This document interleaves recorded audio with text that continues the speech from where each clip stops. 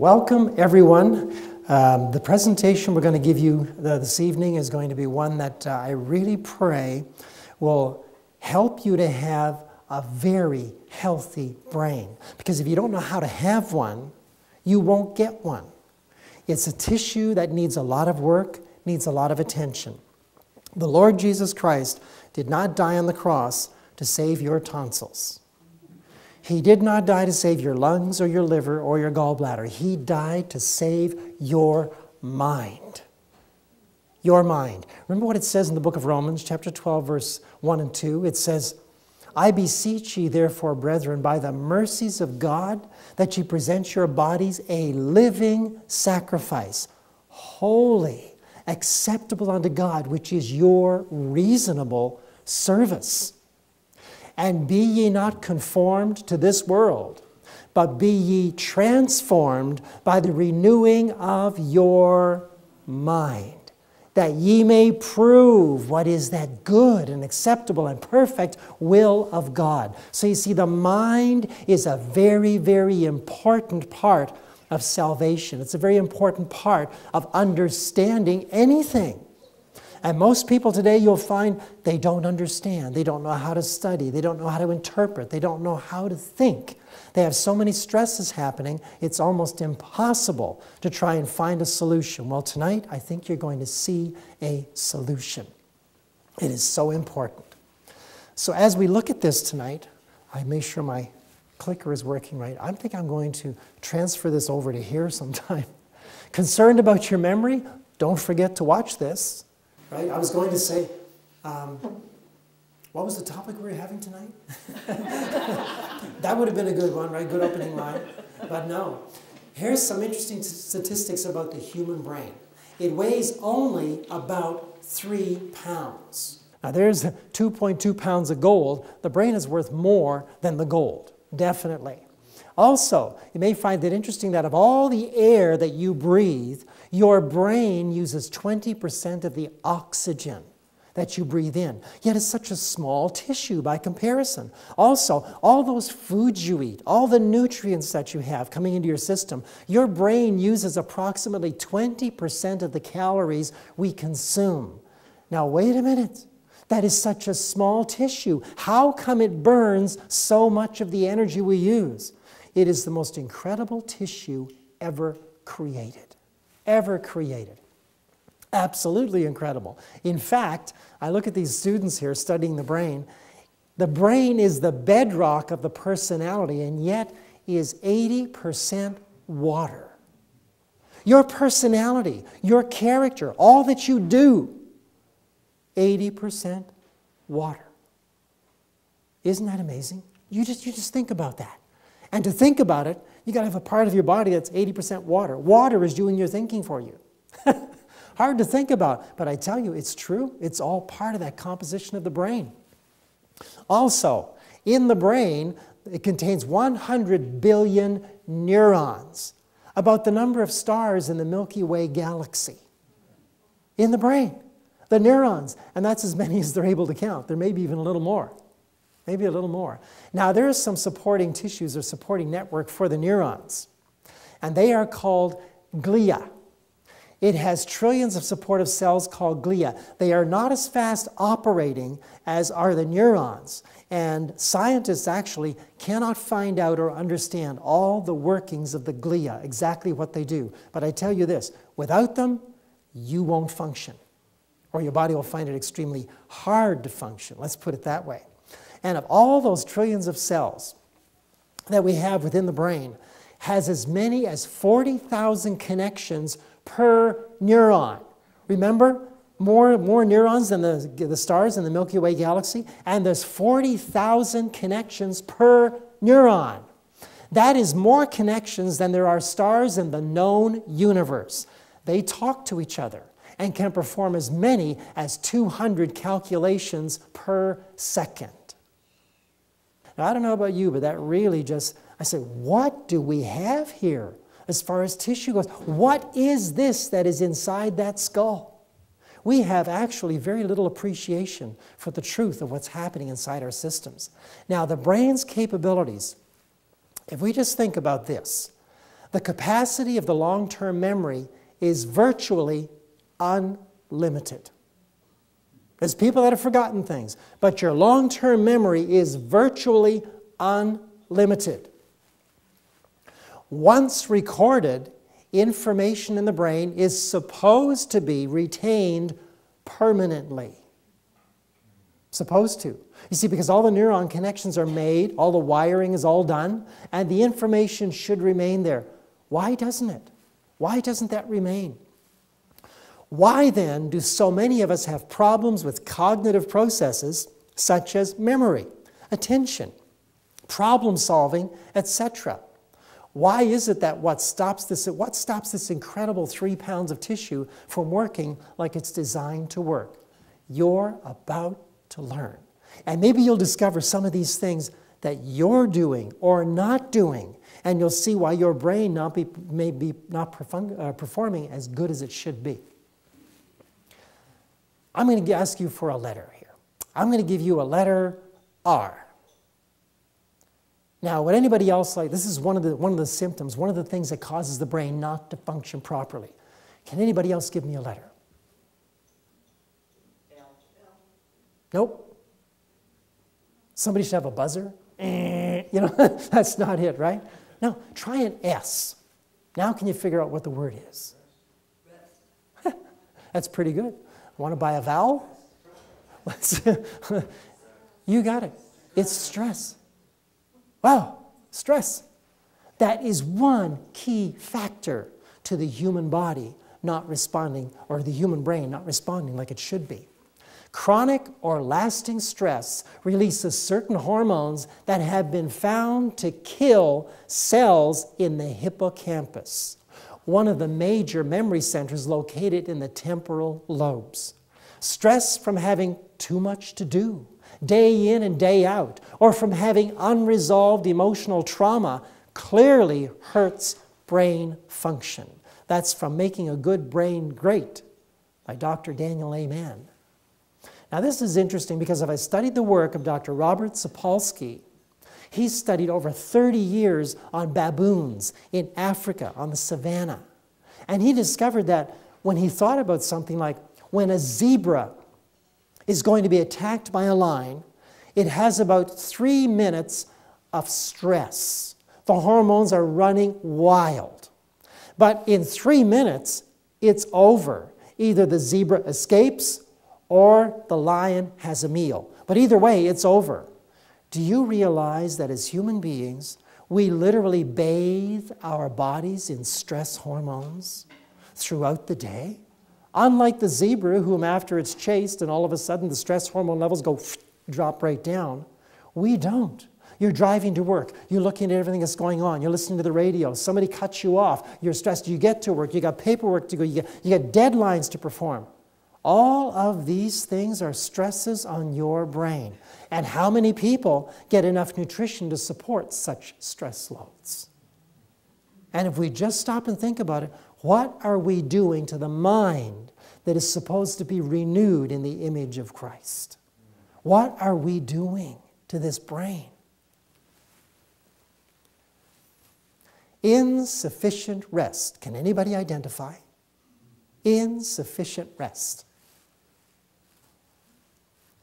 Sleep deprivation, less than 7 hours of sleep per night, lowers activity in the temporal lobes, affecting learning and memory. So the brain is affected. And it's not going to perform properly when you go to study. But also, consistent lack of rest produces not only a tired brain, but a retired brain. I don't want my brain retired. I want it working very, very well. And what I put there was a little play on words, but it's actually true. The brain becomes, after it's tired, it becomes retired. You're adding more and more stress loads on it. And you have to ask yourself, are you getting enough rest per night to allow your brain to function properly? Is it happening? Here is the effect of melatonin and vitamin E on diabetes-induced learning and memory impairment in rats. You know, I always ask myself, why do they use rats? Why rats all the time? Rats have a very similar human characteristic, if you will, when it comes to anatomy in the brain area. And things affect it very, very, it's a real parallel, let's just put it that way. So I'm going to make it a lot more simple than what is written there.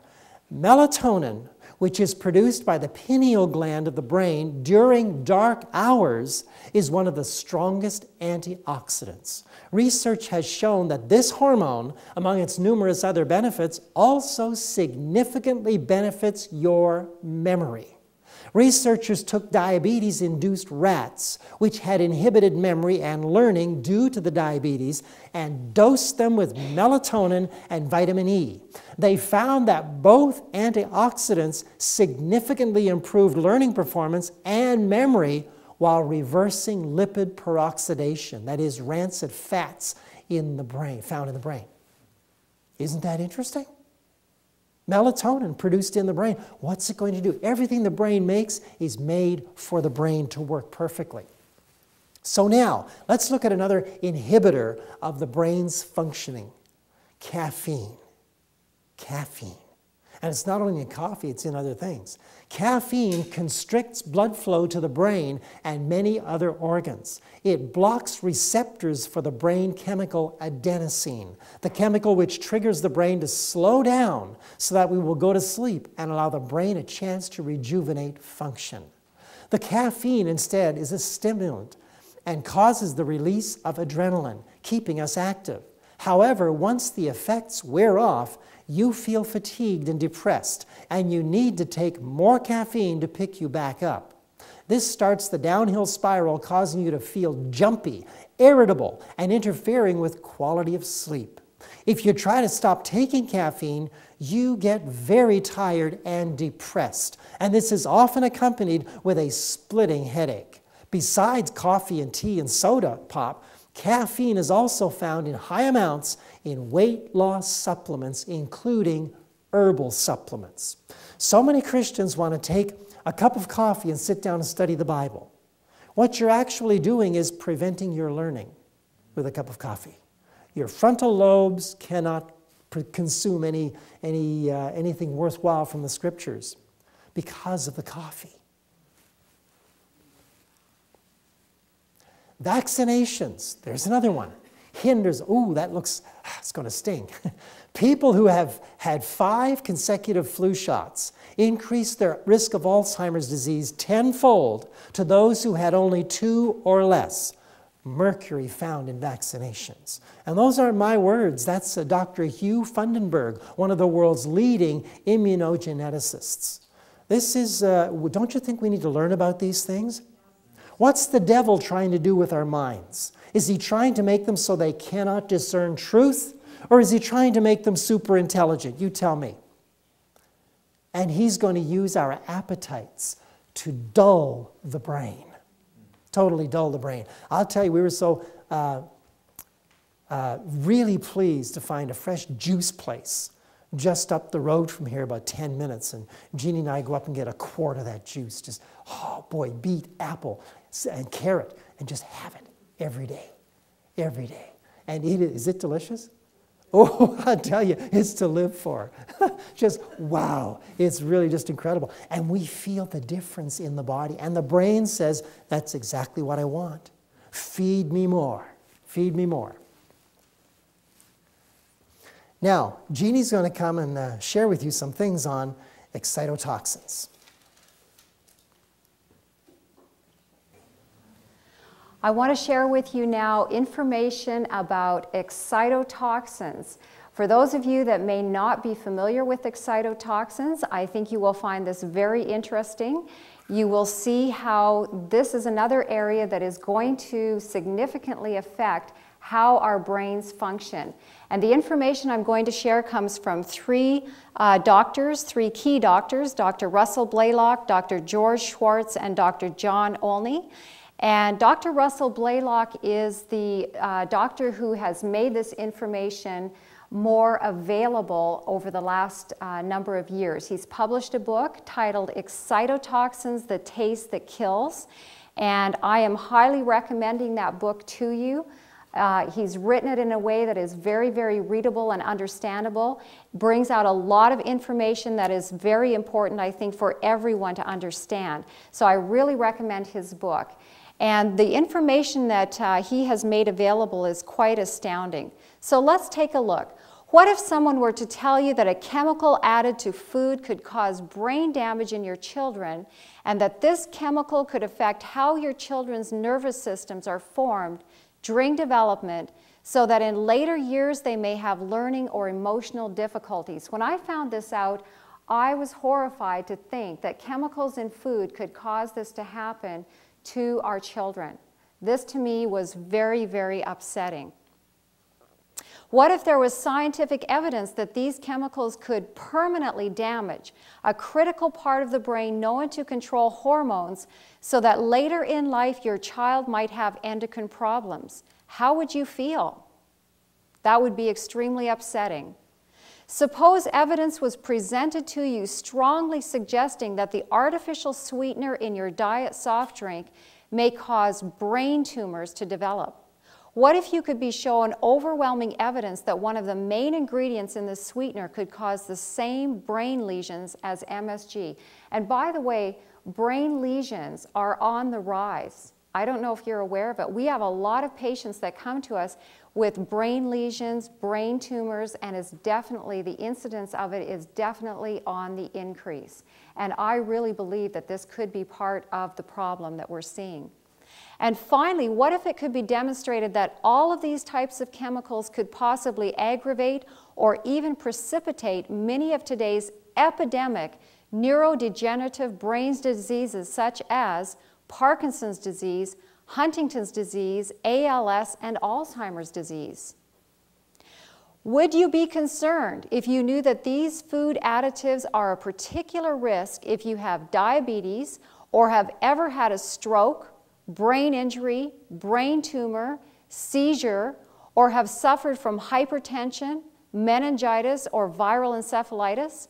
Would you also be upset to learn that many of the brain lesions caused by these products can result from a single exposure of these products in sufficient concentration? How would you feel when you learn the food industry hides and disguises these additives so they can't be recognized, and all of these well-known brain toxins are poured into our food and drink by the thousands of tons? Isn't that disturbing to think about? These additives have no other purpose than to enhance the taste of food in order to boost sales. That's the only reason that they have been put into the food, is to enhance the taste so that they will be boosting their sales. So it comes back to profit. So what are excitotoxins? Let's take a look what excitotoxins are. Excitotoxins are amino acids which in excess cause neurons, that's our nerve cells, to fire repeatedly, causing cell damage or death within 1 to 3 hours.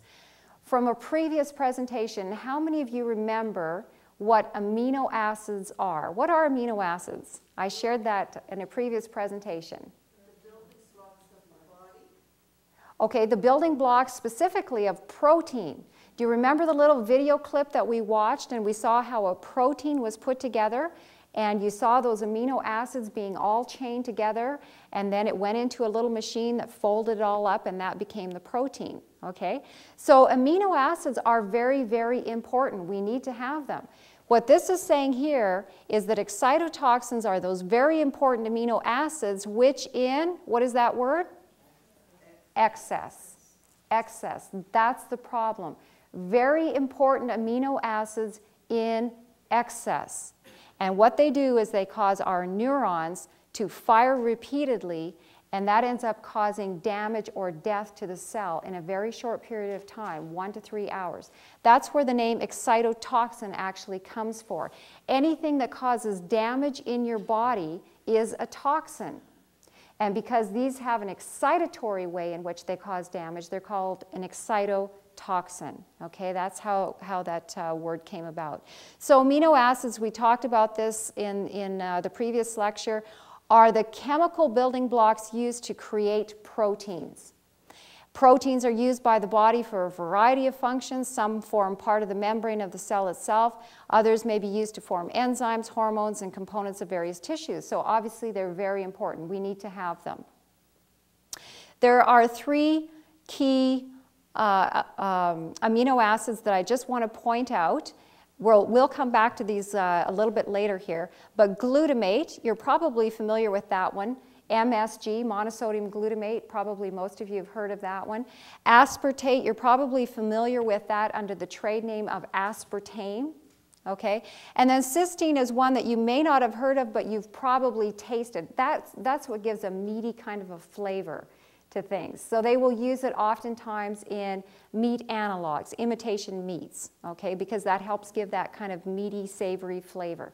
So these are 3 excitotoxins or amino acids that are functioning as excitotoxins when used in excess or consumed in excess in the body. And we'll see that here a little bit later.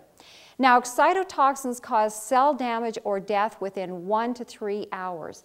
And the areas of our brain that are being affected are areas of cognition, areas of thought and memory and communication. Those are the areas that are being affected by this damage or death to the neurons. To me, that's very concerning. How many of you have ever seen Muhammad Ali in interviews? How does he communicate? You've seen him communicate. How does he communicate? Is he quick and sharp? And no, he's not. Very slow, hard to communicate, difficult to communicate. He is what they call punch drunk. He's been hit in the head so many times and received so many concussions that he's now what they call punch drunk. When we take into our bodies excitotoxins that damage or completely destroy neurons, we are in essence giving ourselves a little concussion, a small concussion. Now, if you were to slip and fall and receive a concussion, I could probably talk to you within a day or 2, and I wouldn't notice, your friends wouldn't notice, your family wouldn't notice. There'd be nothing there that would be noticeable.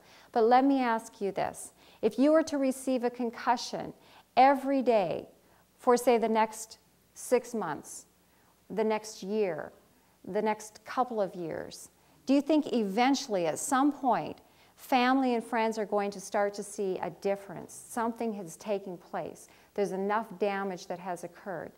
In time, this is what excitotoxins are doing to our brains. They're damaging or completely destroying neurons. And to me, that's very sobering. I don't have any extra that I want to get rid of. Okay, I want to share with you here, this is going to maybe seem a little bit technical, but there's a point that I want to make here, so just bear with me. Glutamate, we talked about glutamate, that it is an amino acid, which if it comes in excess in our body, it will be excitatory in its properties, how it reacts in the body. But glutamate is an important neurotransmitter. That means it allows neurons or nerve cells to communicate with each other, okay? Glutamate is responsible for opening a calcium channel in the neuron so that calcium can move into the cell, and then this results in a number of reactions which stimulate connected neurons. In your body, in your brain, neurons do not connect physically with each other. There's a little space in between called a synapse, where one stops and the next one starts. Very small little space in there in between, but they don't physically connect with each other. It's very similar to cell phones. When you're on a cell phone and talking to someone, you're not physically connected with them, but you're connected with them. And it's that same type of an idea in your brain. There's not a physical connection there. So when that electrical impulse fires down that nerve cell, and by the way, your axons of your nerve cells are very long. They can be 3 feet long. They're very long. But the dendrites on the end, the little tree part of it, they're very, very short, about 1 millimeter. They're very, very short. But your foot all the way up to your brain interpreted that and said, this is going to damage the foot. Yank that foot back, and it fired a signal down to the muscles to contract and yank that foot back. And it happened just as fast as that, so quickly. And what's taking place is this amazing transfer between chemical and electrical signals to fire that information and cause that action to take place. To me, it is so fascinating. It just says wonders about the God who created us. Just incredible. But what takes place here now, this very important neurotransmitter, actually causes this channel to open up so that calcium can move into the cell. This is going to cause a number of things to take place.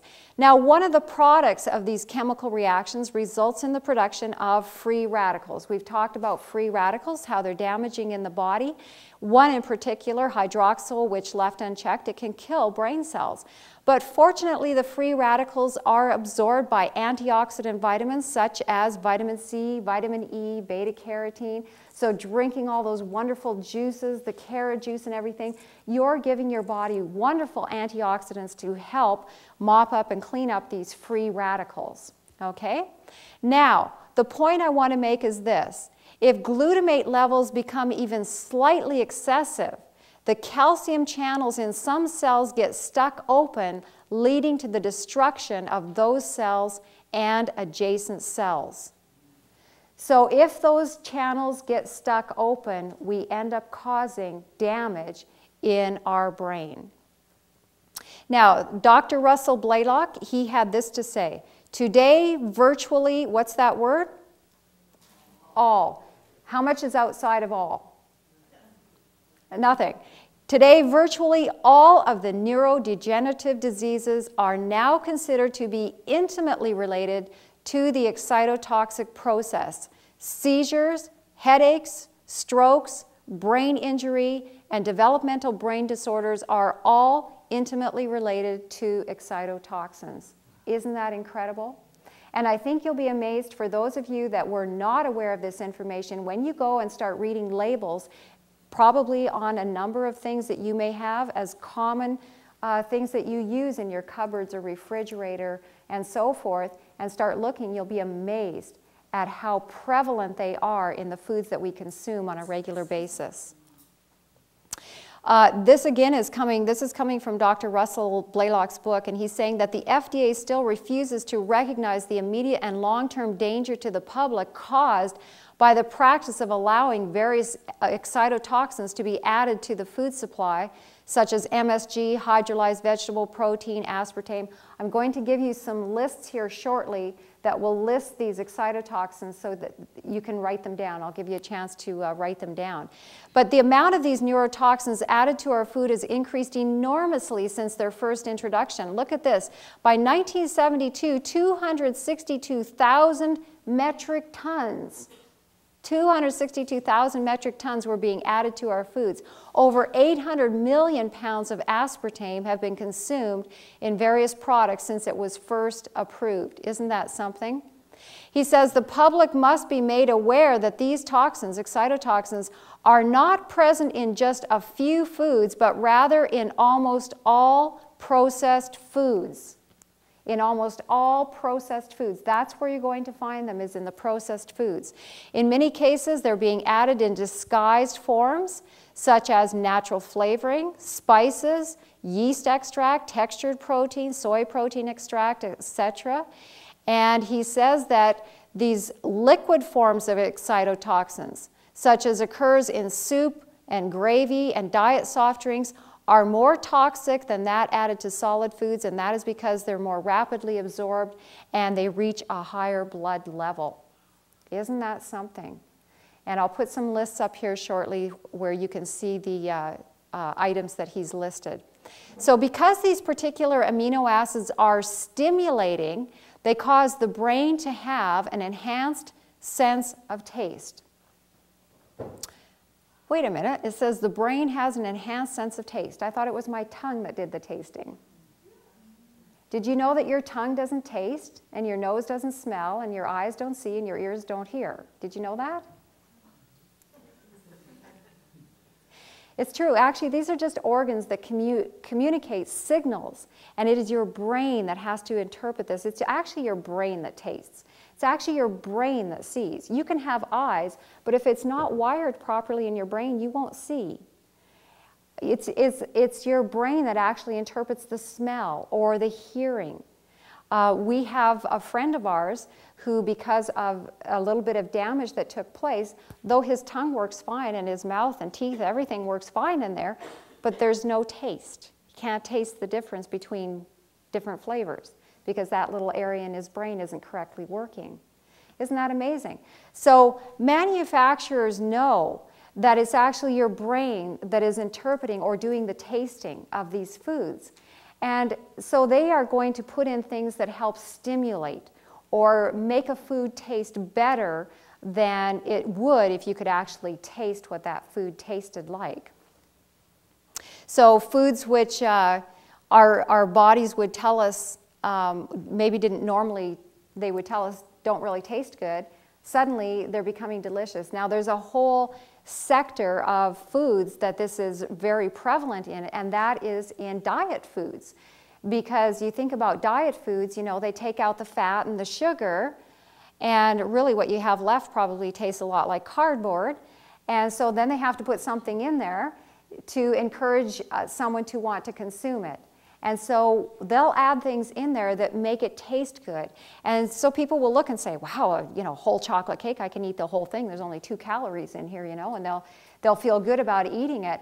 But meanwhile, they're doing damage to their brain. Not only that, I do want to just share this as kind of a side note, but these excitotoxins, which are often placed in things when they're removing out the fat and the sugar to reduce the calories in there, excitotoxins actually have been shown to contribute to weight gain.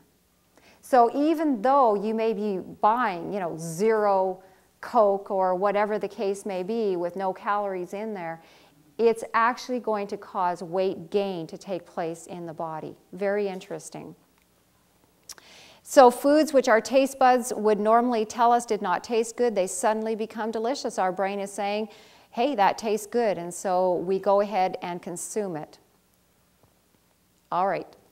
Here's a list of persons who should avoid excess-free glutamate. So if you find yourself on the list, you should avoid it. Infants and children, of course, children are always more susceptible to these things. Pregnant women, if you have hypoglycemia, people suffering from brain fog or fatigue, obese people, psychological disorders, if you have learning disabilities, problems with seizures, headaches or migraines, any immune system disorders, vitamin or mineral deficiencies, if you're a woman of childbearing age, if you have hormone or endocrine related disorders, problems with asthma or allergy, tinnitus, that's the ringing in the ears, most other chronic diseases, or if you're a health conscious person. I didn't make that list up, but I thought it was very good, because if you couldn't find yourself on one of the other ones, you should at least find yourself on the last one as a health conscious person. It includes everyone. No one should be taking into their body excess-free glutamate, because it always does damage, and depending on the dose amount, it may cause permanent damage to those brain cells. It may cause the death of them. Now, I want to give you a list here of additives that always contain MSG. These always will destroy or permanently damage brain cells. This list here. Monosodium glutamate, we know that one, monosodium glutamate.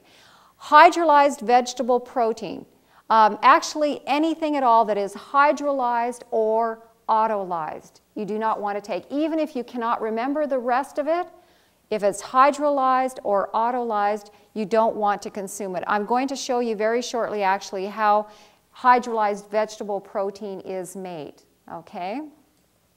If it says plant protein extract, by the way, why can they say plant protein extract? Because that sounds very harmless, doesn't it? Plants are okay, we know we need protein, the extract shouldn't be harmful. Why would a plant protein, why do you think that they can get away with labeling as a plant protein extract? Anyone have any idea? We're talking about amino acids now. Do you know where amino acids are made? Plants. Plants are making amino acids. So they can say plant protein extract, of course, because it's coming from the plant. They can say hydrolyzed vegetable protein, of course, because it's coming out of the vegetable. Okay? So the plants are making these wonderful amino acids that we need. We need them in the package as God gave them to us. But when we take them out of that package, when we extract them and we concentrate them, now we start to increase the levels in our body, and there's where the damage starts to take place. Does that make sense to you? Do you understand that? So when you see these very innocent sounding ingredients on labels, you'll understand where that's coming from, why they can label it that way, okay? Sodium caseinate, calcium caseinate. Look at this one, yeast extract. Has anyone heard of the product called Marmite? Marmite? If you happen to have it in your cupboard, go home and read. The first ingredient is yeast extract. First ingredient on there. What about textured protein? Anyone here of textured vegetable protein? If you've heard of all the meat analogs, you know, Fry Chick and Big Frank's, and I forget all the names of all the meat analogs, but if you've heard of those, all of those contain textured vegetable protein. Autolyzed yeast, hydrolyzed oat flour, so anything autolyzed or hydrolyzed. So let's take a look now at how they actually make hydrolyzed vegetable protein. This is how they make it. If it's in an ingredient on a food that you're consuming, then you'll understand what it is that you're actually consuming. Let's take a look. It's also referred to as vegetable protein or plant protein, of course, because it's coming from those sources. It's made from junk vegetables. They're not going to use the good ones they can sell for, you know, 5 times the price on the shelf. So it's made from junk vegetables which are unfit for sale and especially selected so as to have naturally high contents of glutamate. The extraction process of hydrolysis involves boiling these vegetables in a vat of acid. This is followed by a process of neutralization with caustic soda. The resulting product is a brown sludge, doesn't that just sound so yummy, that collects on the top. This is scraped off and allowed to dry. The end product is a brown powder that is high in 3 known excitotoxins, glutamate, aspartate, and cystoic acid, which converts in the body to cysteine. Those are the 3 that I showed you earlier. Cysteine gives it that very meaty flavor. So you would know hydrolyzed vegetable protein, if you see that in something, it's going to give kind of a meaty kind of a flavor to whatever that is, okay? Because it's high in those 3, not just 1 excitotoxin, 3 excitotoxins to destroy your brain cells. Isn't that something? So that's how hydrolyzed vegetable protein is made. Here's additives that frequently contain MSG. By the way, these lists come directly from Dr. Russell Blaylock's book, Excitotoxins, The Taste That Kills. So if you buy his book, you will have those lists right in the back in the appendix of his book. So malt extract, malt flavoring. If the ingredient just, the label just says bouillon, if that's in the ingredient label, broth, or if it says stock, if it says flavoring, look at natural flavoring. It's anywhere 20 to 60% MSG. How many things do you see with natural flavoring? It's in everything. It's in everything. It's amazing. Natural beef or chicken flavoring, could say natural vegetable flavoring as well. If it just says seasoning or just says spices, how many times do you see where it just says spices? I actually will call companies and ask them what those spices are. A lot of times they don't want to tell you, which to me is a little bit disturbing. If they don't want to tell me, then I usually don't eat it. But if you know, they tell me, I will sometimes ask them, does it have MSG? Is there any MSG in there? And I will go through the list of items, because they will hide that in spices, under the name of spices. So if you see these on your ingredient labels, err on the side of caution and pass it by. Now here is a list of additives that may contain MSG or other excitotoxins. There's over 70 identified excitotoxins. So these can contain MSG or other excitotoxins. Carrageenan. Carrageenan, if you're buying milks like soy milk, almond milk, rice milk, most of those milks out there contain carrageenan. Look on the ingredient label. It contains carrageenan. So you're better off, make your milk at home. Make a nut milk. Put a little bit of nuts and water in the blender. Blend that up. If you want it thinner, to be thinner like milk, Add more water, less nuts. If you want it thicker like a cream, less water, more nuts. You can have any kind of nut. You may want to have macadamia nut milk or cashew nut milk or almond milk. You can have any kind of a milk you want. You can flavor it with vanilla bean if you'd like, or some raisins, some dates if you want a little bit of sweet to it, maybe a little maple syrup or honey. Make your own milk and avoid these potential health hazards that are in the milks. If it just says enzymes, I'm not talking about digestive enzymes that you would purchase, say, from a health food store, but if you're reading a food label and that food label says enzymes, that would be something to be concerned about. Or if it says soy protein concentrate or soy protein isolate. How many of you have heard of a product called Bragg's Liquid Aminos? Bragg's Liquid Aminos? Think about the title of that, Bragg's Liquid Aminos. What are aminos? Amino acids. These are liquid amino acids. We just talked about Dr. Russell Blaylock shows that liquid amino acids are going to raise your blood levels much quicker, so they're more damaging in the body, okay? What are the ingredients? For those of you that have had experience with Bragg's, what are the ingredients in Bragg's Liquid Aminos? There's only 2 ingredients. One is water. I'll give you that one. What's the other one? Soybeans. Soybeans and water. Okay, soybeans and water, that's the ingredients. Have you tasted it? Okay, what does it taste like? It's very salty, isn't it? Very, very salty. Okay, how many of you have tasted what a soybean tastes like, just on its own? It's very bland, isn't it? It doesn't taste salty at all. It's very, very bland. How can you get a very bland bean, add water, and get it to be so salty? How does that work? That's my question. You know, math should be 1 + 1 = 2, right? You can't take something very bland, add water, and make salt. You should question that. Question everything. When I teach my classes, I tell people my goal is to make all of you label readers. Don't put anything into your body. There's no one out there that is saying, I'm going to protect the consumer, the average consumer. I'm going to protect them from these terrible things. There's no one out there doing that.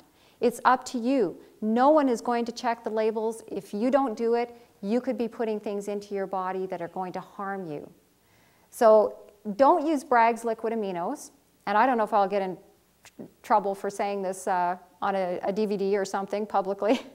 But use instead organic tamari. Organic tamari. And the reason I say organic, because as we talked about in our GMO presentation, soy is genetically modified, and so you want to make sure it's organic. So organic tamari. And don't use the Bragg's because you're going to expose yourself to excitotoxic process. Whey protein concentrate, that's another one there. So these are all additives that you want to avoid consuming. Make sure that they're not on the ingredient labels of things that you're consuming. This little thing here is really very not cooperative tonight. This is a quote from Dr. John Olney. He says, the amount of MSG in a single bowl of commercially available soup is probably enough to cause blood glutamate levels to rise higher in a human child than levels that predictably cause brain damage in immature animals. Isn't that something? He's saying in one bowl of commercially available soup, there's enough glutamate in there to cause the blood level to rise higher in a child than where they're seeing brain damage happening in immature animals. Again, I encourage you to be very careful on any processed foods that you're purchasing, because it's the processed foods where the excitotoxins are contained, and that's where you're going to have the damage. This comes from Counsels on Diet and Foods, page 150. Satan is constantly on the alert to bring the race fully under his control. His strongest hold on man is through the appetite, and this he seeks to stimulate in every possible way. And I fully believe that. that he is working to destroy our brains, the medium of communication between us and God. So we need to be very, very careful. Now, Rudy's going to share with you some ways that you can protect your brain. I'm going to show you something that's going to really build your brain. Because we've seen some of the things that destroy the brain. Let's work at rebuilding it, shall we? I always find this so exciting to think about, even and to do. And that is this. We're going to start putting the brain together. Zip, make it work absolutely perfect. Look at the work here done by a professor at UC Berkeley. Her name is Dr. Marion Diamond. During decades of research with rats, they're the rats again, right? UC Berkeley integrative biology professor Marion Diamond discovered fascinating insights into how brain function can be improved. Are you interested? I sure was, and these things work. Absolutely amazing. So her research revealed that the level of enrichment in a rat's environment can alter the rat's neurological structures. In plain English, if you surround yourself with brain-enriching activities, guess what happens to your brain? It grows. It develops new neurons. It develops new cells. They thought the brain was just there kind of dormant. But it's actually very exciting to know the brain can actually be rebuilt. You know, as we focus on different things, our brain starts to develop in those specific areas. If it's music, somebody will develop a great musical lobe in the frontal lobes of the brain. But you can't have an imbalance of things. The brain was meant to be mathematical, musical, artistic, all of those things. Also, Dr. Diamond's observations consistently showed that the more playmates and toys a rat had, the larger its brain structures consequently grew. Have you surrounded yourself with brain-growing people and things? It'd be a good thing to do so, wouldn't it? And friends that will enrich your intellectual capacities. Don't talk about the neighbors or bad things about people. A rumor is the speedy transfer of near-accurate information. And it doesn't do much to enhance the brain's development. You know what? Old age is when your broad mind and your narrow waist change places. So what you need to do is start developing that brain. Don't stop learning. Keep on learning. And that way you'll be a blessing to your family and your friends. Our brain also needs exercise through mental workouts. UC Berkeley researchers advise that if you want a bigger, more active brain, take a lesson learned long ago from laboratory rats. Why do we have to study rats to find out about ourselves, right? Just amazing.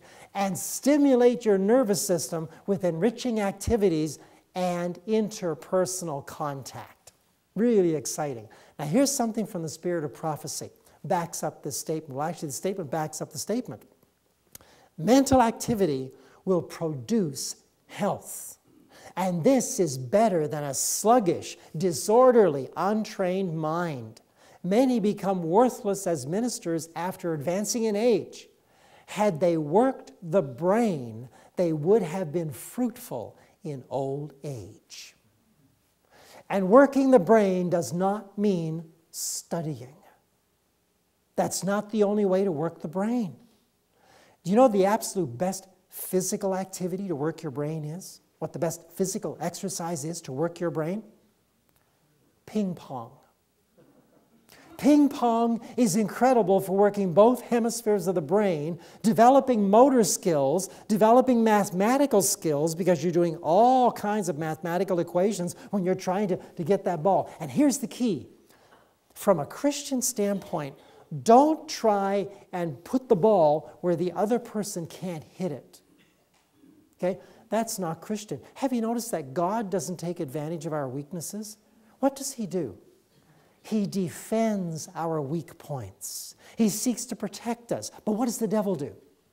The devil seeks to get our weak points and take advantage of us. So now when you're playing ping pong with that other person, like Jeannie and I play, we try to keep the ball on the table. Now that's a whole different attitude. It's the same thing if you were doing volleyball. Don't try and hit the ball where the other team's going to lose. Try and hit it to the weakest opponent so they can have a chance to hit it.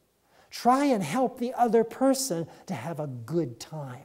And in doing so, you're going to develop a greater brain than if you developed aggressiveness.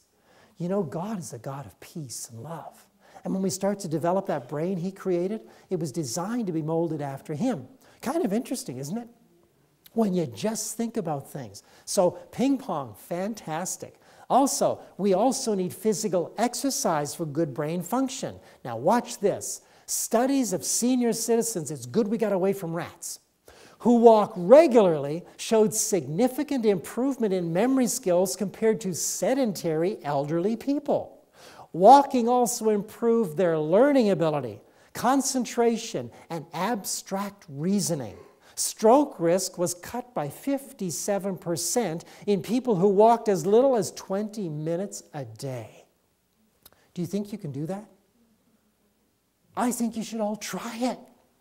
You've got nothing to lose except a bad memory, right? Because it really activates the system. We also found that for every extra mile walked per week, there was a 13% less chance of cognitive decline. So you don't need to be marathon runners. The exciting thing is there was a dose relationship which showed that even a little is good, but more is better. This is research by Dr. Christine Yaffe, Chief of Geriatric Psychiatry, San Francisco Veterans Administration Medical Center. And so it's not just something that's just out of the blue. This has gone on for years and years. Also, in the higher energy groups, that means people who did what? More activities. In those groups, we saw much less cognitive decline, a protective effect amounting to as much as 40%, according to Yaffe. This is an important intervention that all of us can do, and it could have huge implications in preventing cognitive decline. That's kind of exciting, isn't it? Do you feel like getting out and moving more? Helping reverse the damaging effects maybe of some of the things we've taken into our systems that can cause the brain to just go phew. Why should we decline into the yellow years, as Dr. Hans Diehl says, when you could have the golden years? Our brain should be perfectly active and fully functional, and the greatest blessing to humanity of all our life when we reach the senior years. Our cognitive learning skills should be sharper than ever if we keep them agitated, used, functional.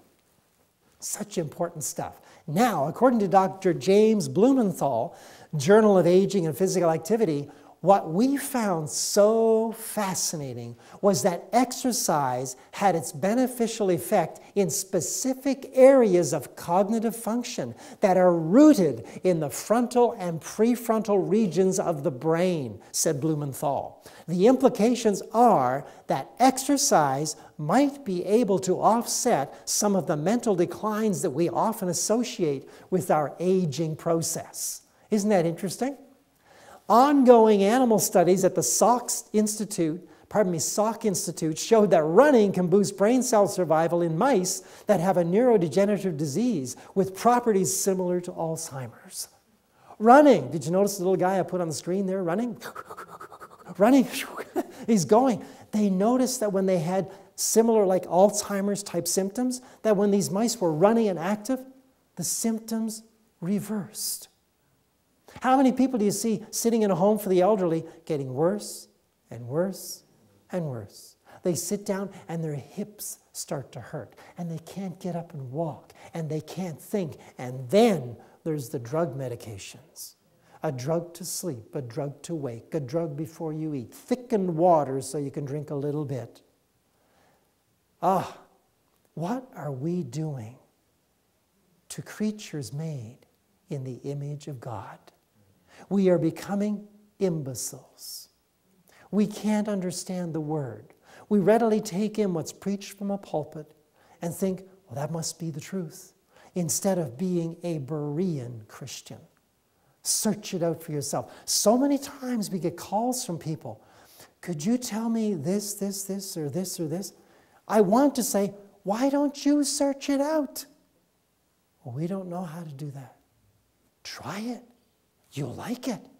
Search it out and try to find out what the truth is on any given subject. All the information Jeannie and I are presenting. You notice we've given our references? So many times people phone up, where's the reference for that? Go find it. Go dig in. Use your brain. But for those who won't, we've put references on our work. But we'd prefer you did your own research. You know what you'll find? You will find even more information than we've been able to display for you here. We've got lots that we haven't even put on the screen. We can't keep up with the information. Science is all the time proving and verifying and validating the writings of the spirit of prophecy. Pardon me, validating the writings of the spirit of prophecy. Isn't that amazing? I just made a new word. You know, it's part of the neurogenesis. Okay, well, if you take a look at this now, when these mice are sedentary, it appears that most newly born brain cells die.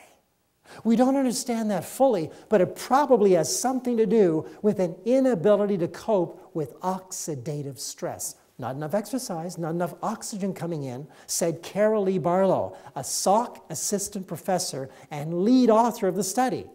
Running appears to rescue many of these cells that would otherwise die. That's rather interesting. Furthermore, the miles logged correlated directly with the numbers of increased cells. She said it's almost as if they were wearing pedometers, and those that ran grew more cells. I'm going to repeat that. Those that ran grew more cells. You don't have to run, but the rats were running, and the mice were running. You need to move. You need to do things that cause blood flow to go pulsing through the brain. Does that make sense to you? I hope it does. Wow. It's exciting. Now, A Solemn Appeal, 1870. This was written about children who had no memory to speak of, or could not remember things very well. She said this, "Have you not been astonished at their wonderful forgetfulness? The most simple and oft-repeated directions would be soon forgotten. They might be quick to learn, but it would be of no special benefit to them. The mind would not retain it. What they might learn through hard study, when they would use their knowledge, is missing, lost through their sieve-like memory. Have you not noticed their reluctance to engage in active labor, and their unwillingness to perseveringly accomplish that which they have undertaken, which taxes the mental as well as the physical strength? The tendency of many is to live in indolence." The dear prophet walked a mile every morning before breakfast and kept the brain active. And we ought to do the same. Whose glory is at stake here? Humanity's or God's? God never sleeps and he never slumbers. He knows our needs, and one of them specifically is movement. Movement is necessary. You've got one brain but over 600 muscles. Which should you use most? 600 muscles. And you know, it's absolutely fascinating because the more you are physically active, the better your brain skills are. So now, your ears, I should say your brain is not made to keep your ears from rubbing together. Your brain was made to be used. And if you look at all these senses right here, the senses are simply all the organs of communication. They are communicating to the brain. That's what they're for. So, neurobics is a unique system of brain exercises using your 5 physical senses and your emotional sense in unexpected ways that encourage you to shake up your everyday routines. They are designed to help your brain manufacture its own nutrients that strengthen, preserve, and grow brain cells. Did you catch that? Strengthen, preserve, and grow brain cells. Wouldn't you like to have a new brain? The opportunity is yours. You can grow new brain cells. Have a new brain. I'm going to show you what some of these neurobics are. The ears feed the brain. The eyes feed the brain. The touch feeds the brain. The mouth feeds the brain in more ways than one.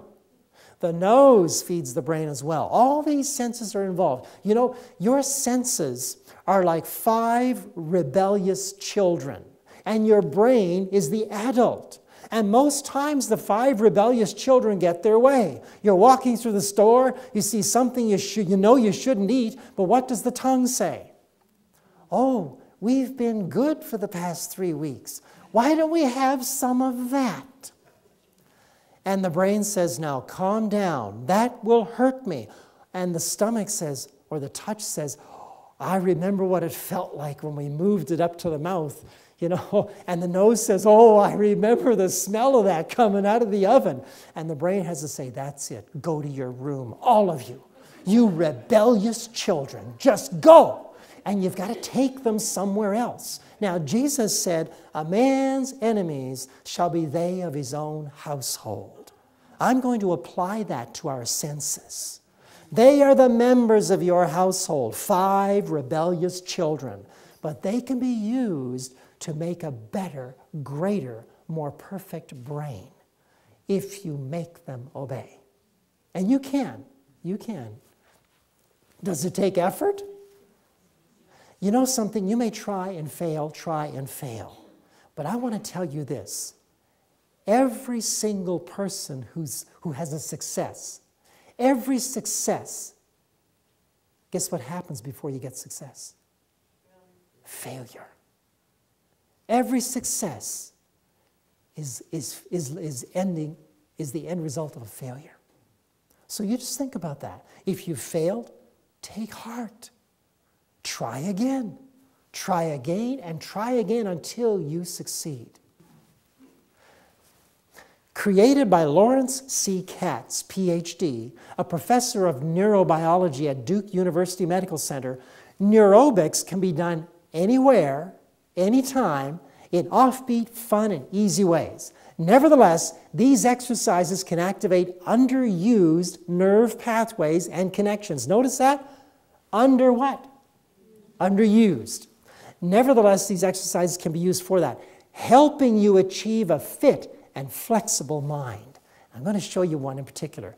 Try to include one or more of your senses in an everyday task, such as wash your hair or take your shower with your eyes closed. And you'll notice something. Boy, where did I keep that washcloth anyway? Right? Now you may be using your senses to feel the different bottles. Which is the shampoo? Which is the conditioner? You keep your eyes closed. Guess what senses are being activated now? You see, sight is the sense that trumps all other senses. So you want to close down sight to give the other senses a chance to work. And you know, you'll learn by mistake. You'll say, oh, I put the conditioner on. I meant to put the shampoo on, right? So you'll feel the difference. You'll what? Feel the difference. So now your brain takes a new note of this. And so you put it back, you rinse the conditioner off, and you grab the other bottle and memorize it now. Okay, that's right there. Bang, oh, that's not the mouthwash, is it? Oh, okay. No, it should be the shampoo, okay? Right? It should be the shampoo. So before you go in and have your shower with your eyes closed, make sure the right bottles are in there, okay? That's a good thing to do. And this is neurobics. When you go home, you could go to your front door and close your eyes and feel the keys and see if you can figure out which one opens the front door. And then try to plug it in and see if it's the right one. And if it's not, then try to find the other one. Don't open your eyes. Just do it. And then open the door and come in and try to find the closet. And try to find a hanger and then hang your coat up or whatever.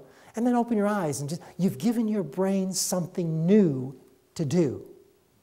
If you want to remember something very well, involve as many senses as you can in the remembering of that particular article. If you're driving down the street, you want to remember a street address. It's 42 Lockwood Drive or something like that. So have in your vehicle with you something you could touch that would give you a different sensation, like a piece of sandpaper, a piece of silk, some kind of material, and rub that while you're looking at 42 Lockwood Avenue. Look at it. And maybe you have something you could smell, cedar oil or something like that, and you smell that while you're looking at the address. Now guess what's going to happen? You've put a whole lot of links through your senses to your sight, to your brain. So now whenever you smell that fragrance, what are you going to think of? The address. Whenever you scratch that, sense it, feel, you're going to remember it. If you plug in both of them, you say, I remember that address. It's 42 Lockwood Drive. Yeah. And so the more senses you get involved in the learning, the better you learn, the better you remember things. And repetition sometimes is fantastic for learning. Now, here's another one for you. Get dressed with your eyes closed. This can be a challenge. Am I wearing something matching? What will it look like once I get it on, right, ladies? Because if you're used to looking, which you are, at your clothes, then now you're going to find something different. What did this sweater feel like? Is this the one I had in mind? Now your brain is going to start working and you will feel the difference. You'll actually feel something take place in your brain. It's exciting to think about, isn't it? Are these things you'd like to go home and practice now? You just think about it, isn't it? You want to get your brain going. That's what Christ died to save, your mind, your brain. That 80% of water that is you. All right. Share a meal and use only visual cues to communicate. No talking. And don't do it while you're watching a movie. Just have the two of you there, or the three of you, or the four, or a whole family sitting at the table, and you're not doing anything but using your eyes. And see if you can understand each other. You will feel different aspects of your brain working. You're going to be developing your brain. Now, guess what's going to happen when you practice these things on a regular basis? You're going to notice, that's funny, I remember things better. I'm not as depressed. I'm understanding things in a different way. This is exciting to think about, isn't it? Wouldn't you like to have a better brain? I would. From the writings of the Spirit of Prophecy, it is agreeable, but not most profitable, to exercise those faculties which are naturally the strongest, like your sight, while we neglect those that are weak, but which need to be strengthened. Now that can apply to physical areas. That can apply to studies. Some are gifted like in mathematics. Albert Einstein, when he was young before he ever went to school, his uncle used to come and bring him books about algebra and geometry and things like this. And he'd study these and he'd be really interested in these things. And when Albert Einstein died at age 76, when they examined his brain, they noted that the section of the brain which handles math was much larger than the average person. Why do you think that is, learning what you've learned tonight? It's because that's where he spent his time. Learning those things. He had a natural three-dimensional view of mathematical things. But that's because it developed. God is no respecter of persons. Whatever you focus on, be it music, be it art, be it dance, be it building, be it colors, be it decorating, be it food making, those are the areas of your brain that will be developed more. So we need to be balanced. I hate mathematics, but yet I write music. I write music for a whole orchestra. And yet I hate mathematics. So do you know what I got to do? Mathematics. Because I'm not developing a proper portion of my brain. I'm not developing equal portions, a well-balanced brain. I might not like building or repairing the garage door, but I better learn how to so I can develop a balanced brain. Are you hearing what I'm saying? That's exactly what she's talking about here. Developing the complete brain. The things you don't like to do, start doing some of them so you don't become a monomaniac, a person who's only gifted in one area. You can develop all areas, and guess what's going to happen to your brain when you develop all areas? The areas that are the strongest are going to become even stronger. Your ability to understand math, Rudell, will work better. Do you see? So they all develop as we use them. That's the key. Use it or lose it. That's the term. So, the feeblest faculties should have careful attention that all the powers of the intellect may be nicely balanced and all do their part like well-regulated machinery. Nice to have these quotes, isn't it? Now, is it backing up what we presented to you today? Actually, science is backing up the quotes given to this wonderful woman in the late 1800s. Someone much wiser than her was giving her these things. And you know something? Science is now backing up. God is brilliant. What he gives in the beginning, he doesn't have to change. He knows the end from the beginning. And he wants a brain that is ready to receive impressions from the Spirit, ready to receive instruction from the Word of God, ready to grasp hold of the spirit of prophecy and put it to use. So, Reflecting Christ, page 151. Those who obey the laws of health will give time and thought to the needs of the body and to the laws of digestion. And they will be rewarded by clearness of thought and strength of mind. On the other hand, it is possible for one to spoil his Christian experience by abuse of the stomach. So tell me, would diet have anything to do with salvation? I'm here to tell you it does. What did Jesus do first thing in his ministry, 40 days and 40 nights? To overcome the strength of appetite's hold on mankind. So does appetite have anything to do with salvation? I'm here to tell you it does. But also you can't overcome in your own strength. We need to go to Christ for help. Those things that derange the digestion have a benumbing influence on the finer feelings of the heart. Every habit that injures the health reacts upon the mind. That time is well spent, which is directed to the establishment and preservation of sound physical and mental health.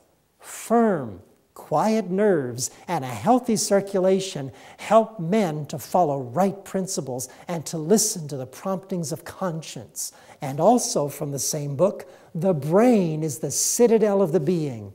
Wrong physical habits affect the brain and prevent the attainment of good mental discipline.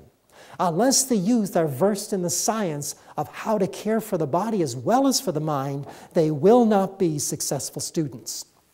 Study is not the principal cause of breakdown of the mental powers.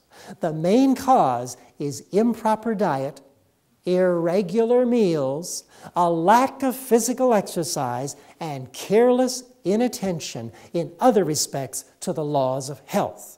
Not enough ping pong as one of them.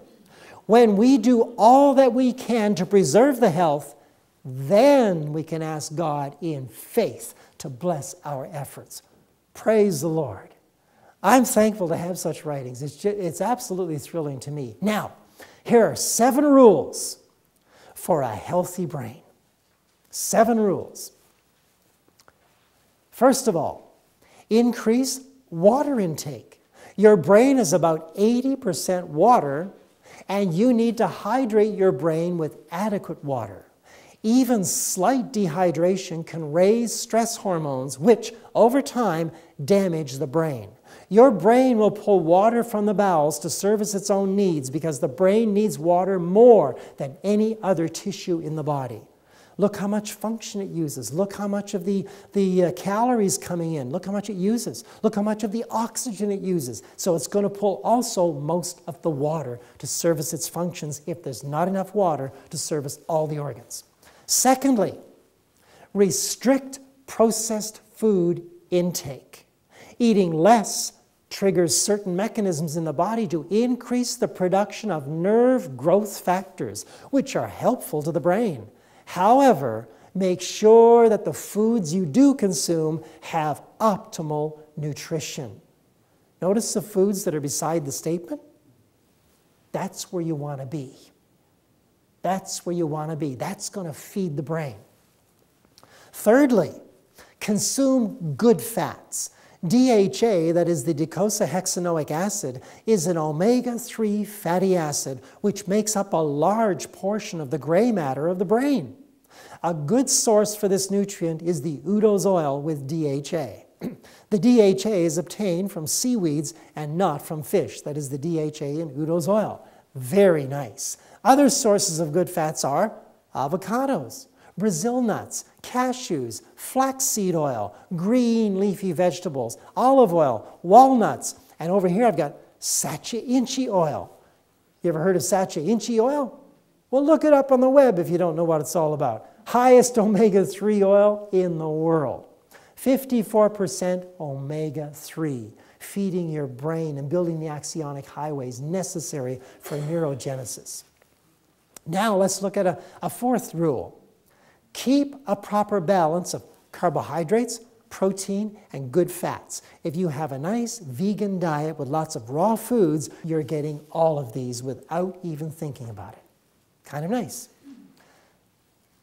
Choose 24 brain-healthy foods each week and incorporate them into a menu plan.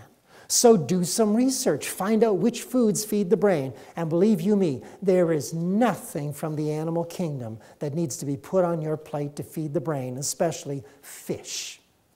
That's nonsense. It doesn't even make sense. You can get your nutrients better from flaxseed oil or Sachi Inchi seeds or any of that, better than from the liver of some dead old fish.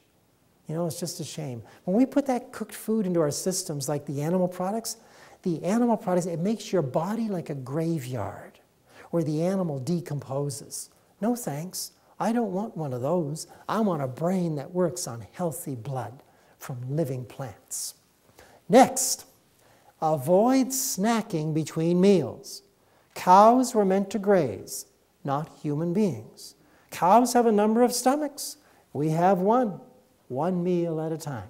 One meal at a time. Drink freshly made vegetable fruit juice mixes instead.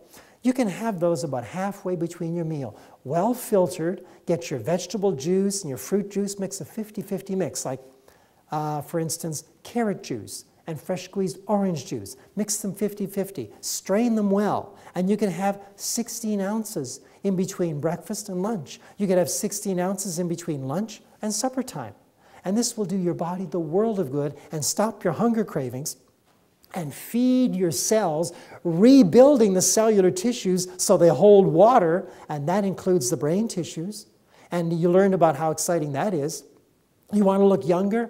Feed the cells. Feed the cells. And lastly here, for the 7 rules, increase consumption of dietary antioxidants. Numerous studies have shown that increasing antioxidants from fruit and vegetables significantly reduces the risk of developing cognitive impairment. All berries are excellent sources of antioxidants, as are spinach, broccoli, beets, cherries, oranges, avocado, red grapes, and red peppers. And there's lots of other ones. Do your investigating and see. You know, you can have a whole breakfast of just citrus and nuts. Just citrus and nuts, a good variety. And chew them well and have that for a breakfast, one of your breakfasts. I'm not saying have the same breakfast every morning. You need a variety of foods to feed your brain.